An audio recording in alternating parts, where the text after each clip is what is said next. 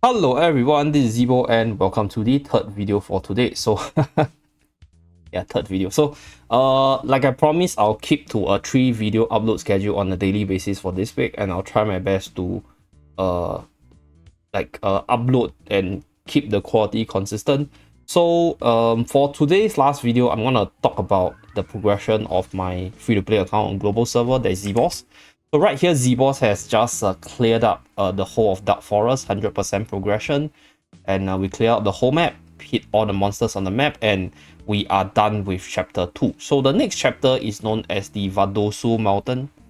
So this chapter, I expect ourselves to take less than a week, because based on the levels of the unit, I think we should be able to clear through it with much greater ease.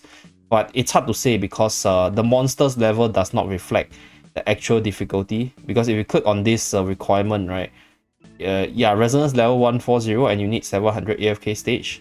So I think based on what units we get next week, like based on whether or not we can get the Odai's power spike, or the progression speed will change, because once we get the Odai power spike, then we will definitely be able to prowl through the more difficult stages. Because right now my team is slightly lacking in like the Sisir level kind of unit, because everyone's investing in Sisir, and then everybody's like, wow, Sisir so good, and then this Zeeebo guy is wrong. But I think Sisir's strength is definitely in the early game, maybe the mid game, but she'll definitely fall off. So just hit my advice for that. Units like Odai will definitely come out once I unlock his EX weapon, so you guys will see this account fly when I get the insta-kill ability unlocked at the later stages. So that's the progression for this account. Hopefully we get there, because I messed up in the video yesterday, right? So the video mentioned that I'm like 10 shots away, and then I'm like a few hundred acorns away, but it's not the case. I need 10 shots here, and then I need 12 more shots, so I need a total of 17 copies of Odai, which might take a while. Might, depending on the gacha luck. So we shall see, okay? So that's for the account progression. Okay, one thing that I want to talk about in this video is the introduction of artifact power spike. So after you clear up chapter 2 itself, right, you'll be getting 2 new artifacts. So one is the Star Shard spell, which you obtain from after fighting Sisir in 2.7, and then you get another one, which is the Iron Wall spell, which is what you obtain after you fight Eomia, which is the final boss of 2.7. So these 2 relics are, or rather these 2 artifacts, they are the power spikes for your team, because Iron Wall will be used a lot in terms of content progression, because the ability to buff your tankiest unit, your frontliner, your Torrent, your Granny, whoever, with this defensive ability to keep them healthy for long is invaluable. And on top of that, this skill has a lot of haste. This artifact has a lot of haste, so the haste buff is going to benefit your team from spamming their skills consistently.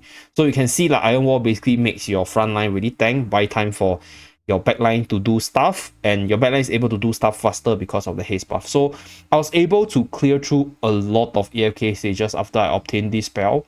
And on top of that, you also get this Star Shard spell, which is the meta artifacts for Dream Realm per se. So I'll release the boss guide for Dream Realm tomorrow. Didn't really have the time to do the boss today, unfortunately, because I'm heading out after this. So that's for the relic, the artifact side. Personally, I think Iron Wall is really good all the way until story end, because being underpowered, being able to keep your tank alive to buy time for your backline is invaluable, and most people will actually have a really decent tank by now, right? Like at least a decent Torrent or a decent Granny, or even a Lucius if you did decide to go for the light barrel faction.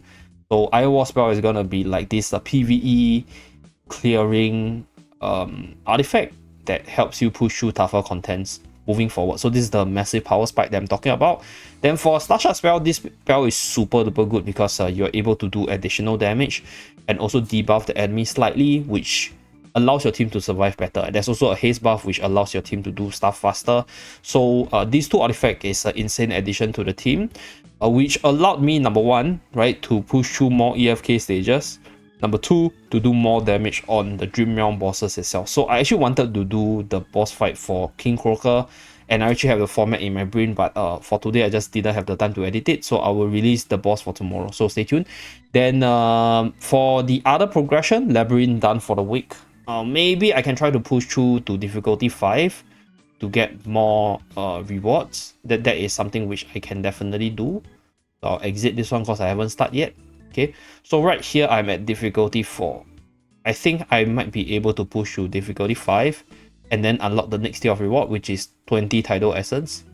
So that's something which I think we could do, because 20 Tidal Essence could definitely help with the EX weapon upgrading, definitely. So yeah, I'll probably do it after the stream, after this recording, and maybe in this week, right by the end of the week. So that's something. And then for the rest of the other contents, I think Legend Trial I try to push as much as possible. Unfortunately for the Wildest faction, I don't really have a proper tank, so right now I'm using Iron as the frontliner. But because he's a rogue character and I don't have a lot of equipments on the rogue equipment side, so he's actually quite paper, so he doesn't tank very well. And I think 20 currently is the max I can push, so I'll try to push a little bit later to try to secure a little bit more resources. But I think the major one for the Legend Trial is actually the floor 5 and floor 10, where they actually give you like the summoning tickets as well as some gems and arcane dust, right, depending on which floor you're at. So those are the massive one. The rest of the stages give you acons, right? So if you challenge the stage, you'll get an acon. Give me a moment, you can click on this scroll button, right? So you'll get this acon. So that's pretty much it, right, for the update for this account. Hopefully you guys are keeping up with the pace. I'm actually pretty contented because even though I'm a free-to-play account, I think I am comfortable with sticking to this top 5 percentile in terms of AFK stage progression. And as I mentioned before, once Odai actually gets the power spike, I'll definitely be able to push through more difficult stages and be able to progress slightly faster moving forward. And for server 1, we already have people that are really close to the final AFK stage, which is 1125. So yeah, like very competitive server there. So that's it, right? That's it for this video. Thank you very much for tuning in. Do remember to like and subscribe to see more Zeebo's content from the channel, and I'll see you guys again in my next video. Bye guys.